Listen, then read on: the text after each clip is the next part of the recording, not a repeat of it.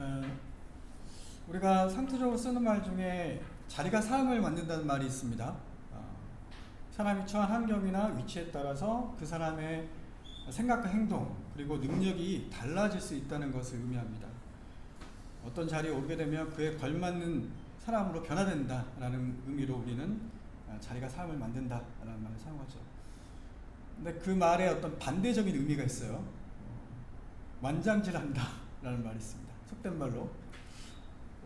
완장이라는 것은 어떤 신분이나 지위를 나타내기 위해 팔에 두르는 어떤 표징, 어떤 팔뚝에 새기는 어떤 물건을 말합니다. 그런데 이 완장을 차는 순간 다른 사람으로 돌변하게 되는 것을 우리는 속된 말로 이제 완장질한다라고 얘기하죠. 제가 어렸을 때, 아주 제 어렸을 때 기억에 완장이라는 드라마가 있었어요. 89년도 드라마인데 제가 아주 기억이 납니다. 조윤기 씨가 나왔던 드라마였는데 이 사람이 또 조수를 수색한 사람이었는데 그 사람에게 이렇게 완장 하나 채워주니까 조윤기 씨가 맡은 그 역할, 그 사람이 이렇게 확 바뀌는 그런 드라마가 생생히 기억이 납니다. 아주 어릴 때였는데도 굉장히 좀 저에게는 사람이 저렇게 달라질 수 있나? 라는 그런 느낌으로 다가왔던 드라마였습니다. 우리 주변에서도 그런 사람을 심심치 않게 볼 수 있죠. 대표적인 게 우리 정치인들이죠. 선거철마다 국민을 위한 종, 그렇게 얘기하면서 자신에게 권력을 위임해달라고 요구를 하지만 결국 가서는 그 위임된 권력을 사유하는, 함부로 사용하는 모습을 통해서 우리는 막 큰 실망감을 느끼죠. 그런데 오늘 등장하고 있는 기드온이 그런 대표적인 인물이 아닐까라고 생각이 됩니다. 기드온은 오늘 우리가 나온 것처럼 읽어보겠지만 자신이 왕이라고, 백성들이 왕으로 우리를 다스려달라는 백성들의 부탁을 거절했지만 실제로 그의 모습은 왕과 같은 권력을 누렸습니다. 그리고 그 권력을 자기 함부로 사용한 결과가 오늘 본문에는 자세하게 기록되어 있습니다. 우리가 기드온의 이야기를 통해서 하나님의 계획을 우리가 살펴보자면 하나님께서는 기드온과 미드안의 전쟁을 통해서 전쟁의 주인, 전쟁의 근원이 바로 하나님 당신께 있다는 것을 여실히 보여주기 위해서 수많은 장치를 두십니다. 대표적인 게 수를 줄이는 거였죠. 수를 300명으로 줄이셨습니다.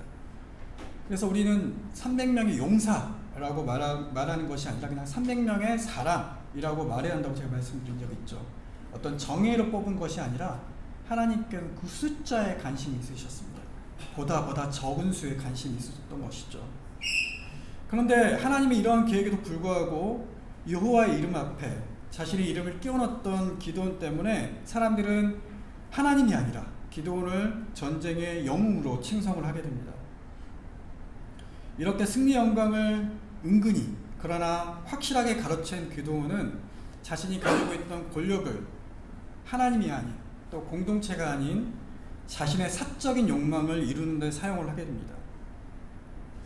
우리가 지난 시간 살펴봤지만 기드온은 자신의 말을 듣지 않았던 동족들을 보복하고 심지어 죽이고 그 동족이 살고 있던 땅을 황폐하는 일까지 저지릅니다.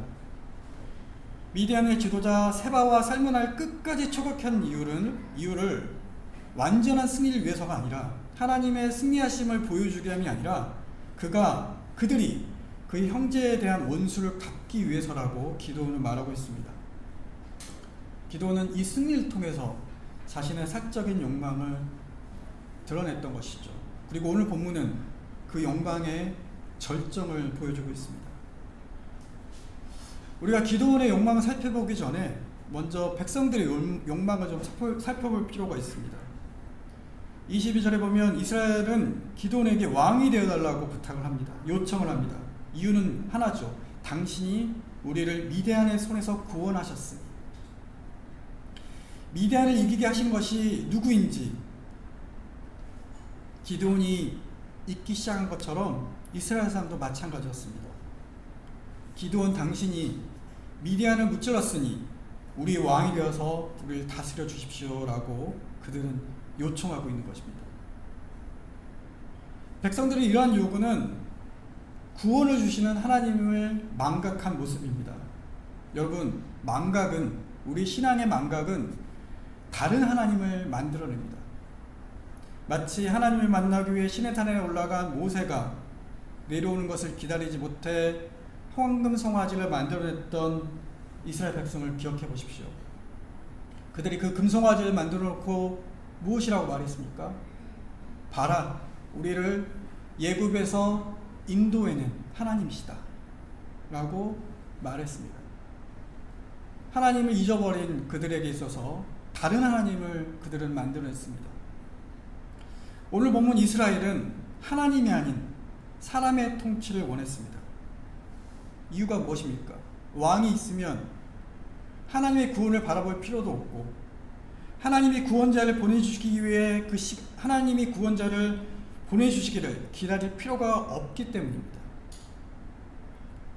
출애굽한 백성들의 욕망, 오늘 백성들의 욕망은 사실 자기 스스로가 자기를 구원하고 싶은 욕망이 그 밑바탕에 있었던 것입니다. 구원자를 잊어버린 망각은 우리를, 자신을 구원자로 만들어버리는 그런 죄를 짓고 말게 하는 것입니다. 우리는 한국교회 문제에 대해서 여전히 지적을 합니다. 지적하는 것 중에 여전히 해결되지 않고 존재하고 깊게 뿌리 잡고 있는 것이 저도 목사지만 목사에게 집중된 가정 권력 때문이죠. 그 권력을 신앙의 이름으로 함부로 사용하는 모습이 한국교회 문제라고 볼 수 있습니다. 그런데 더 큰 문제는 어쩌면 그 권력을 용인하고 침묵하고 변호한 이들이 교회 내 다수라는 점에 있습니다. 침묵하고 용인하고 변호한 이유는 대동소이합니다. 교회를 위해서다. 목사님 흔들리면 교회가 흔들린다 라는 신앙의 이유를 통해 그들은 자신의 욕망을 감추고 있습니다. 교회가 흔들리면, 또 교회가 흩어지면, 또 심지어 자기가 교회를 나가게 되면 거기서 맺은 관계라든가 그 관계로 이어지는 혜택들, 그 안정감들을 잃어버리고 말 것이라는, 포기해야 한다는 그 두려움이 그분들에게 있는 것이죠. 교회는 하나님 나라의 모형, 교회 머리는 예수 그리스도라고 고백하지만 실상은 교회 머리를 목사로, 사람으로, 자기로 둔갑해버리는 그 욕망이 한국교회 문제점으로 여전히 자리 잡고 있습니다. 그 밑바탕에는 구원이,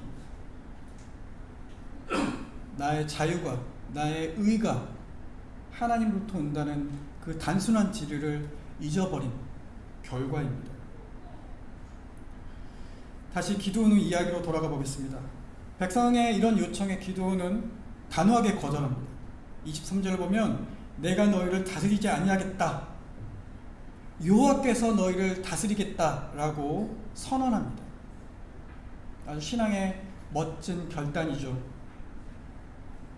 여기서만 보면 최소한 기드온은 하나님이 누구시고 그리고 자기가 누구인지를 망각하지 않고 있습니다.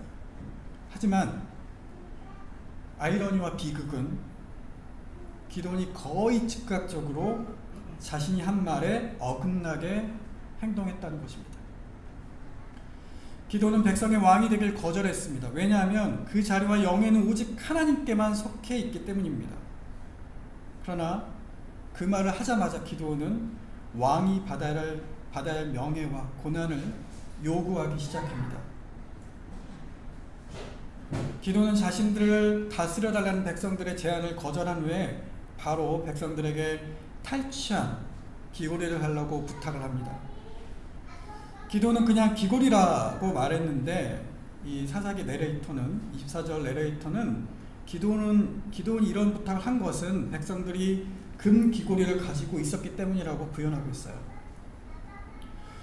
귀고리와 금 귀고리 차이는 사소해 보이긴 하지만 백성들이 가지고 있는 귀고리가 금 귀고리라고 알았다면 애초에 기드온은 그 귀고리를 달라고 하면 될 것인데 금이란 표현을 일부러 생략한 것을 통해서 기드온이 아마 금전적인 바람을 숨긴 게 아닌가라고 해석할 수 있을 것 같습니다. 왜냐하면 왕이 되라는 제안을 거절하면서 실제적으로 왕의 권력을 추구했듯이 기드온은 금 귀고리를 얻어서 금전적인 유익을 얻고 싶으면서도 그 욕망을 숨기면서 위선적으로 그런 말을 하고 있는 것이죠. 귀고리를 달라는 기드온의 부탁을 듣자마자 백성들은 그에게 왕의 버금가는 권력을 줍니다. 그리고 그의 부탁을 들어줍니다. 2절 5절 말씀 보면 그들은 그에게 귀고리를 바칩니다. 그들이 기드온에게 준 귀고리의 양은 엄청났습니다. 보통 세겔을 11.4g이라고 보는데요. 오늘 나와 있는 본문의 1700세겔은 19kg가 넘는 양이었습니다. 굉장히 많은 양의 금을 백성들은 기드온에게 바쳤던 것이죠. 이 금 귀고리 외에도 기드온에게 초승달 장식과 폐물, 그리고 미디안의 안복과 왕궁 낙타, 장신구 등이 있었습니다. 이것만 봐도 기드온이 공식적으로 왕의 지위를 차지한 것은 아니었지만 그가 누리게 된 부요함은 결코 왕의 부요함과 뒤지는 것이 아니었다는 것을 알 수 있습니다. 게다가 미디안의 왕복을 언급한 점을 통해서 우리는 기드온이 왕이 되라는 요청을 거절했지만 실제적으로 왕이 되고 싶어하는 욕망을 드러냈다. 그 권세를 원했다라는 것으로 우리는 볼 수가 있습니다. 왕의 권력을 움켜쥔 기드온은 이제 더 나아가 더 큰 욕망을 가지고 맙니다. 바로 하나님의 것까지 기드온은 욕망하게 됩니다. 27절에서 기드온은 백성들의 금으로 예봇 하나를 만들어 자기의 성읍 오브라에 두었다고 말하고 있습니다. 여러분, 예봇은 대제사장이 성막에서 입는 것이었습니다. 성막은 하나님 백성 중에 임재하는 장막이었고, 그 성막 앞에는 그때 성막은 사사기 18장 31절에 따르면 실로라는 지역에 있었습니다. 그 예봇 앞에는 우림과 둠림이 있었다고 해요. 우림과 둠림은 하나님께로부터 그렇다 혹은 아니다 라는 응답을 받는데 사용되는 돌이었습니다. 마치 우리가 제비를 뽑듯이 그렇게 하나님 뜻을 분간하는 도구가 우림과 둠림이었는데, 그것이 예봇, 바로 대제사장이 입는, 하나님을 만나러 갈 때 입는 그 옷과 함께 있었습니다. 그래서 예봇이란 말은 하나님이 거하시는 곳, 위기 때 하나님의 뜻을 분별하는 곳이라는 의미를 담고 있는 것이 예봇이었습니다. 그런데 기드온은 자기가 스스로 예봇을 만듭니다. 그리고 그 예봇을 자신의 성읍 오브라에 두었다고 말합니다. 여러분, 이게 무슨 말인가요? 분명히 예봇은 이스라엘 전통에 따르면 하나님의 임재, 하나님의 뜻을 분별하는 곳이었는데 그 예봇을 자기 스스로가 만들어서 자기 집에 두었다. 결과적으로는 실로와 자기 동네를 들고 백성들이 왔다 갔다 하게 만드는 꼴이 되고 만 것입니다. 하나님과 경쟁하는 장소로 만들고 만 결과가 바로 이 에봇을 만들어 자기 집에 두었던 것입니다. 아마도 기드온의 욕망은 사람들이 그에게 와서 기도도 받고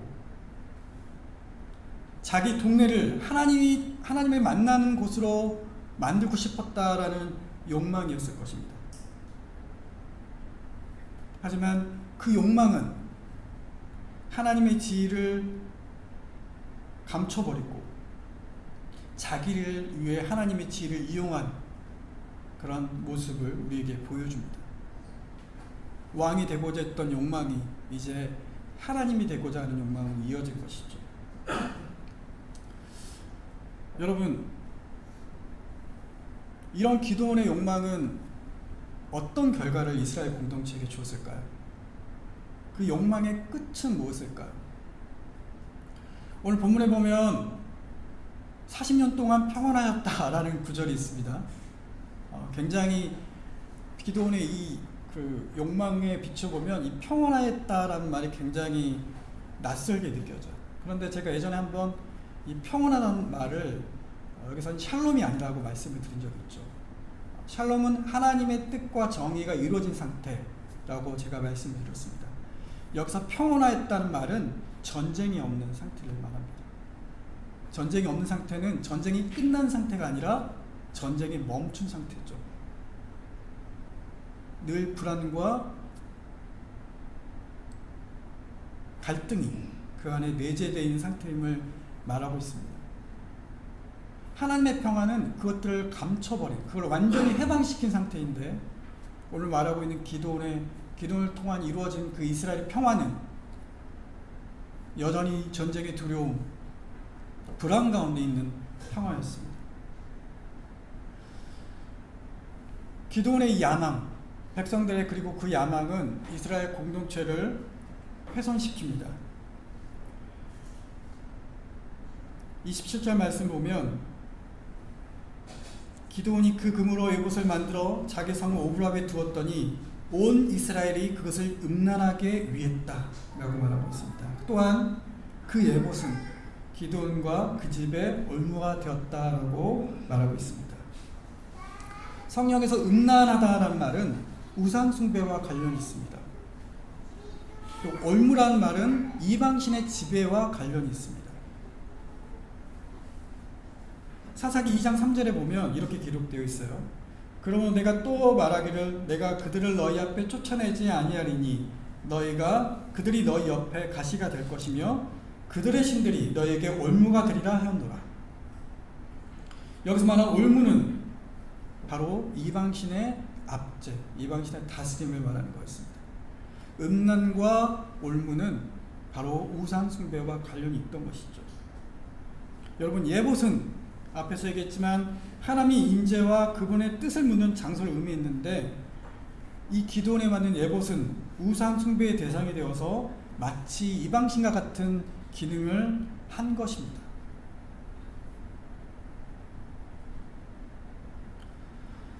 8장 하반부를 계속 읽다 보면 기도원은 더 높은 지위와 더 많은 권력을 누린 것을 우리는 알 수 있어요. 그에게는 아내가 많았습니다. 당시에 많은 아내는 왕적 권력의 상징이었습니다. 또한 아내에게 낳은 아들이 70명이었으며 그 외에 첩을 통한 아들도 있었습니다. 흥미로운 것은 그 첩의 아들의 이름입니다. 사사기 기자는 그 이름을 명확하게 말하고 있죠. 바로 아비멜렉입니다. 아비멜렉, 아버지가 왕이다 라는 뜻입니다. 내 아버지는 왕이다. 아들의 이름을 통해서 기드온은 왕에 대한 욕망을 이제는 거침없이 드러냅니다. 기드온은 공식적인 왕의 위치를 거절했지만 실질적으로 왕의 권력과 부를 누렸으며 더 나아가 하나님 같은 자리에 앉고자 했습니다.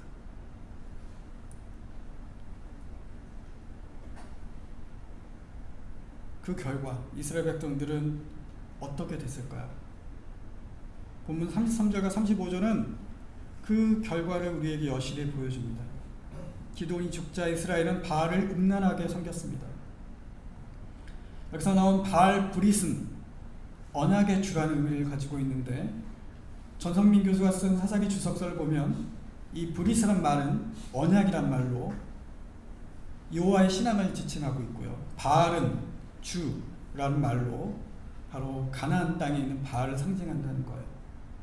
브릿이란 말은 언약의 의미로 하나님을 상징하고, 바알은 당시 가나안을 다스리던 우상을 의미한다면 결국 바알 신앙 속에 하나님을 혼재시키는 혼합주의적 모습을 보여줬다는 것을 말하고 있습니다. 하나님과 바알을 동시에 섬기고 있는 모습을 그들은 보여주고 있습니다. 34절은 이러한 배교의 끝은 바로 하나님에 대한 망각으로 이어지게 만듭니다. 하나님을 잊어버린 것입니다. 그리고 35절에서는 바알을 따르는 이스라엘은 바알과 싸워 이기는 여룻바알, 그 기도원을 잊어버리고 그의 집을 후대하지 않았다라고 마치고 있습니다. 사람을 통한 구원, 자기 스스로 만족할 만한 구원을 바라고자 했던 백성들은 그 욕망을 통해 하나님이 아닌 기드온이라는 사람을 왕으로 만듭니다. 그를 구원자로 만듭니다. 그리고 그들은 기드온에게 바친 그 물질을 통해 결과적으로 우상숭배라는 결과를 가져오고 맙니다. 그리고 기드온의 욕망, 왕이 되고자 했던, 구원자가 되고자 했던 그의 교만은 결국 공동체 파멸을 가져왔고 하나님이 누구신지를 망각하게 만드는 끔찍한 결과를 가져오고 말았습니다. 말씀을 정리하겠습니다. 최근 작고한 김민기님 다큐멘터리를 제가 요즘 여러 번 보고 있습니다.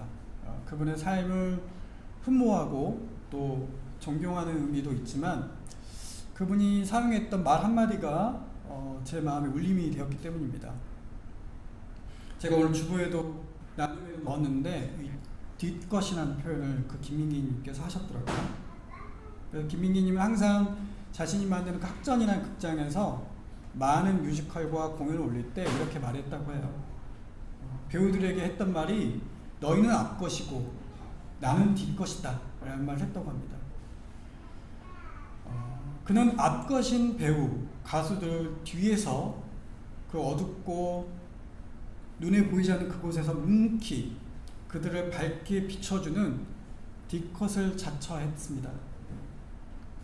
말로만 그렇게 한 게 아니라 실제로 그렇게 살았습니다.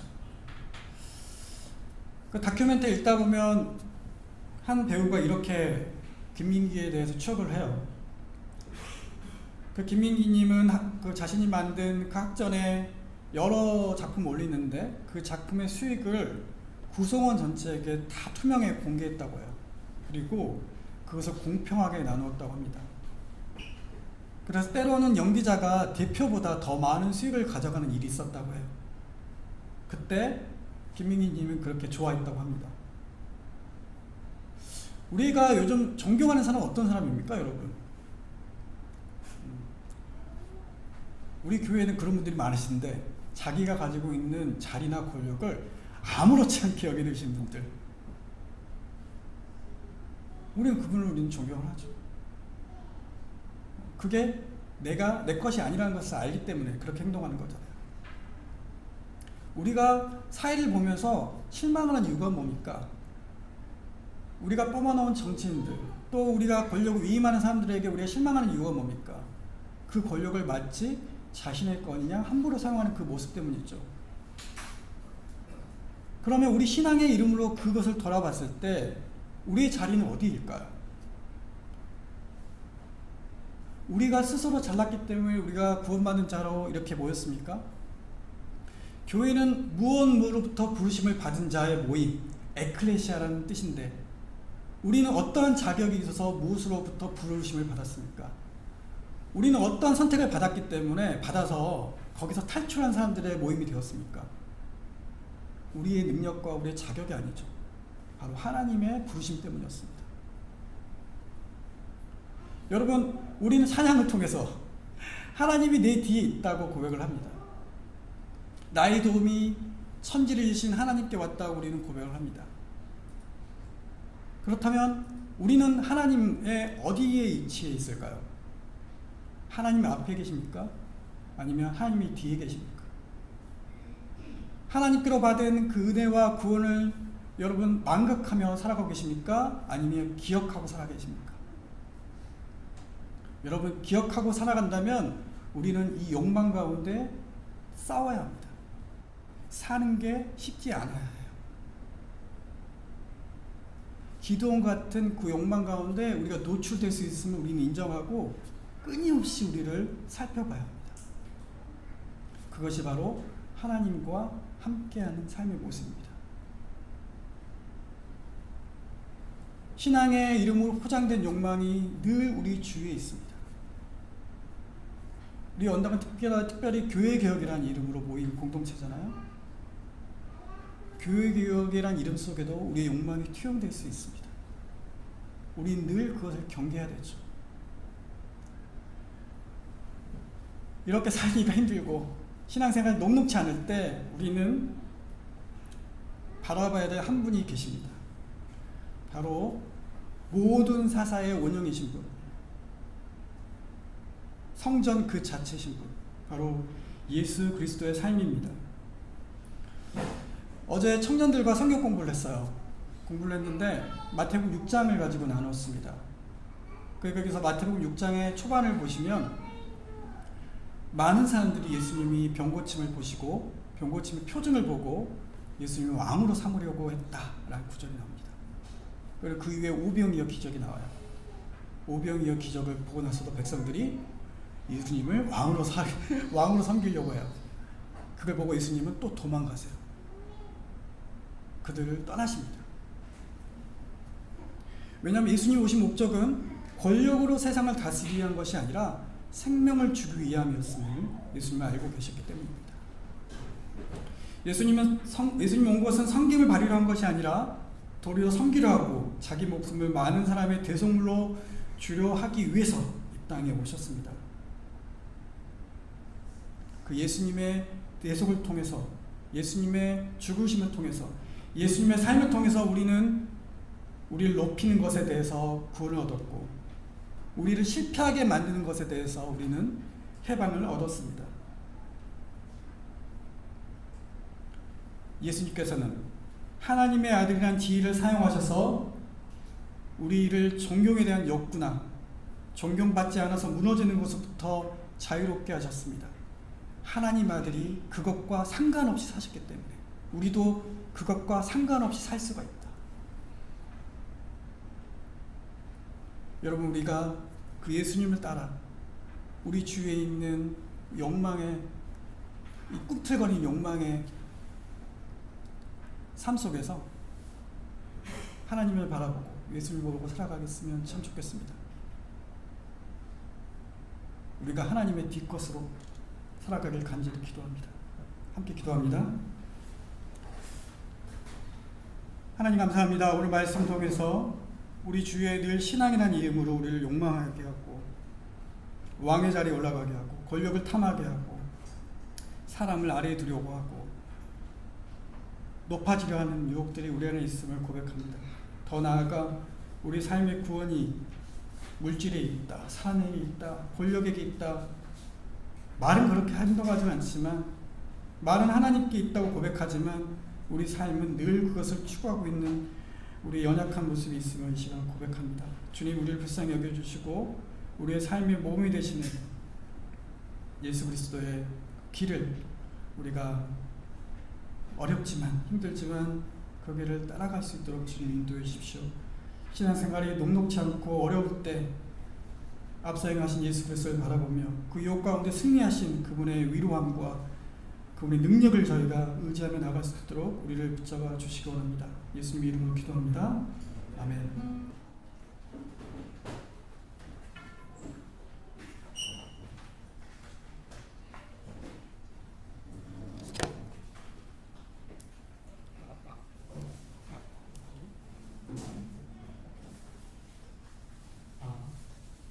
안녕하세요. 8월 강본을 맡은 김희병입니다.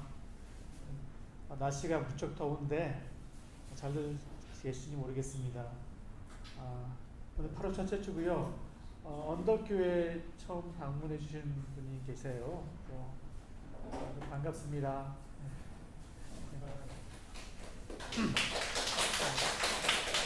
오셨으니까 저기 끝나고 나서 저희 같이 점심 때 같이 드시고 가시면 좋을 것 같습니다. 혹시 본인 소개해 줄 수 있으세요?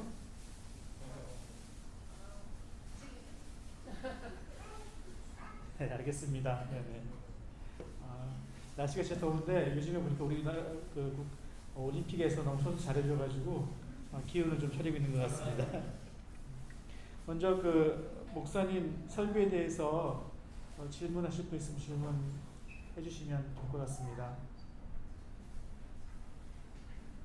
목사님 질문 없으세요? 질문이 없으면 목사님 설교가 있으시네요. 질문해 주세요.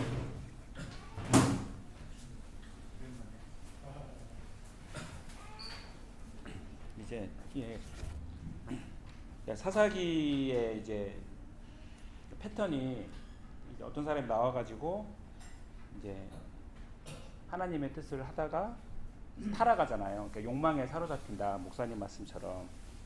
저희들이 이제 성경을 읽을 때는 사사기는 이제 그렇게 나온 사람들이 여러 명의 사사가 나왔는데 다 욕망에 사로잡혀 실패했다.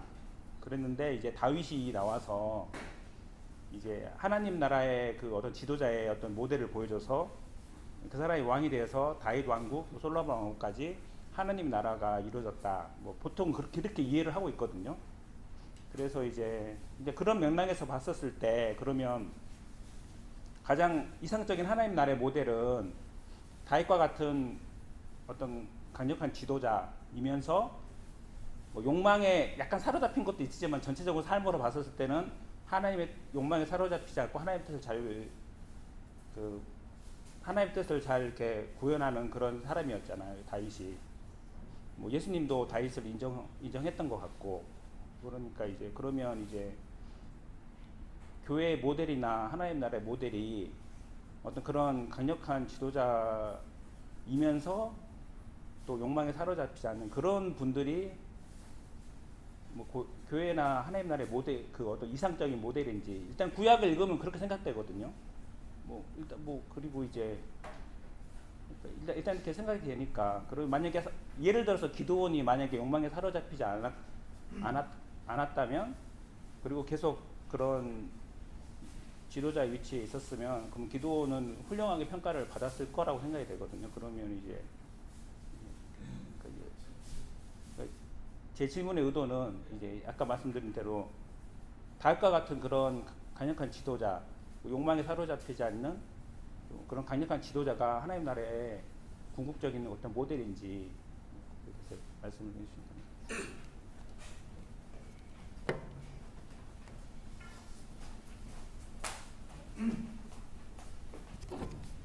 네, 굉장히 좀 어려운 질문 같습니다.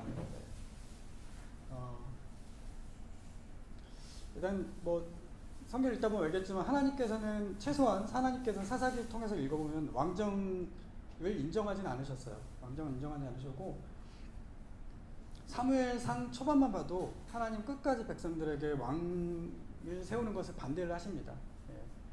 그래서 거기 나오는 왕이란 말이 그 나기드라는 말인데, 히브리어로 그 말이 멜레크, 그러니까 왕이라는 의미가 아니라 약간 사사와 비슷한 지도자 이런 의미를 계속 왕이라는 말로 이렇게 사용하는 걸 보면 사무엘상까지는 초반까지는 하나님께서 왕을 허락하지 않으신 것 같아요. 아마 하나님께 요구하신 아마 율법에 비춰보면 그런 어떻게 보면 그 당시 어떤 제국에서 말하고 있는 법과 다른 모습들이 있기 때문에 보다 더 평등하고 보다 더 위계가 없는 그런 나라를 꿈꾸신 게 아닌가라고 이제 추측해 볼 수 있을 것 같습니다. 질문하신 요지는 그렇다면 이제 강력한 권력을 가지고 있으면서 욕망이 흔들리지 않는 지도자가 나오면 그것이 어떻게 교회에 맞는 게 아닌가라고 말씀하셨는데, 저는 일단은 그런 사람이 없다고 생각하고요.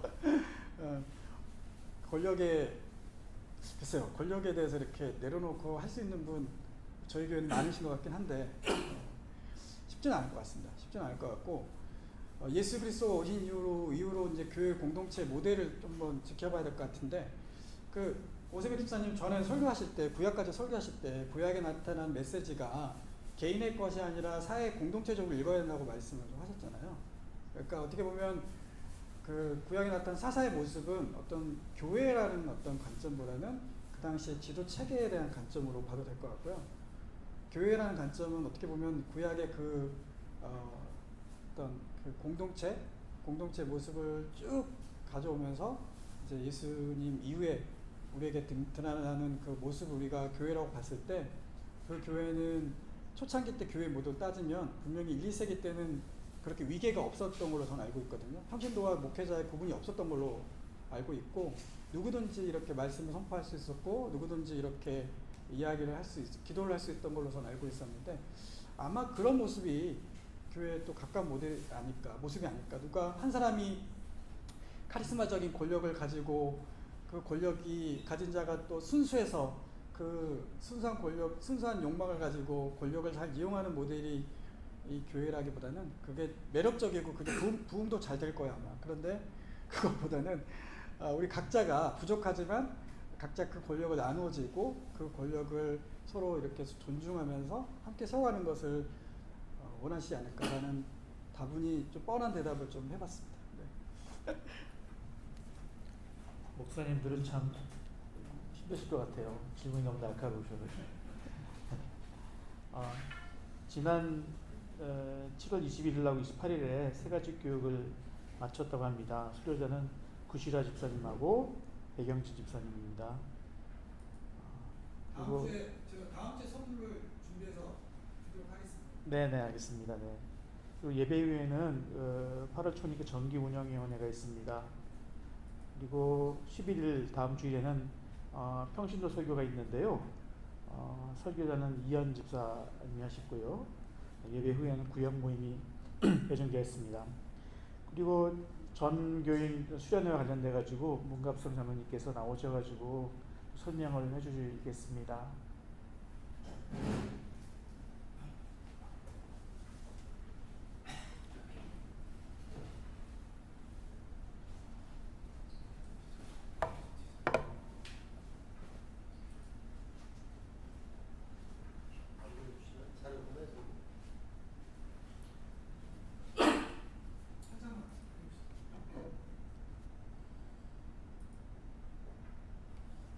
회비는 5만 원이라고 합니다. 그리고 저기 청년은 2만 원, 청소년 어린이 1만 원. 그리고 대중교통 이용 시에는 저기 전철 1호선은 신창역이 있고요. 그리고 우리 이제 기차, 무궁화호 이런 것은 도구 온천 또는 온양 온천역 하차해서 택시로 이동을 했을 때 한 만 원 정도라고 합니다. 그리고 혹시 카풀 필요하신 분들은 각 구역장님한테 요청해 주시면 카풀 하도록 이렇게 하겠습니다. 다른 것도 말씀드려야 되는 게 있나요? 네, 많은 참여 많이 부탁드리겠습니다. 네, 이상입니다. 감사합니다. 나눔 기금을 복지부장님 이현 집사님이신데요. 복지부장님한테 신청하시면 지원이 가능합니다. 그리고 언덕 청년 기금도 지원이 하니 거기에 대해서는 그 기금 관련해 가지고는 김태현 목사님께 문의를 하시면 될 것 같습니다. 그리고 주간기도는 언덕교육 중에서 아프신 어르신분들, 한금수 권사님, 홍현승 권사님, 박규철 성도님, 오세환 성도님, 다 최기숙 장로님 다 건강을 위해서 여름이라 다 힘드실 수 있으니까 기도를 좀 부탁드리겠습니다. 이상 광고를 마치는데 잠깐만요.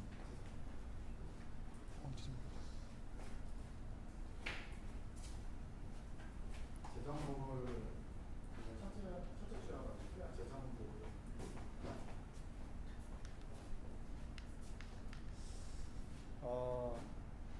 일단은 3월하고 7월에 헌금이 잘못 들어온 게 있었잖아요. 그래서 그거를 3월에 100만원, 7월에 500만원이 들어왔는데 그거는 잘못 들어온 거여서 돌려드렸고, 600만원 돌려드렸고, 계정에서 다 뺐습니다. 요거가 이제 금년에 우리 언덕교회 제대로 된 재정 상황이고, 7월에는 수입이 한 750만원 정도 되고, 그 다음에 지출이 조금만 이렇게 올려주실래요? 지출이 한 퇴직 전입금 포함하면 한 700만원 조금 안 돼요. 일단은 그렇고, 수입 중에서 목적 헌금이 들어오면 목적에 맞게 저희가 항상 쓰는 게 원칙인데, 교육부 15만원이 목적 헌금, 목회자 주차 지원 10만원 들어와서 그거 이제 거기에 맞게 이제 쓰고 또 적립을 하고 있고요. 일단은 그렇습니다. 그래서 요거 표가 중요한데, 단기 7월 단기는 한 흑자 60만원 정도 흑자고, 1월부터 7월까지 전체를 보면은 한 500만원 정도 흑자입니다. 보시면 되고 쫙 올려져 보세요. 뭐 예, 부서별로 이제 지출된 내역들이 이렇게 있습니다. 예.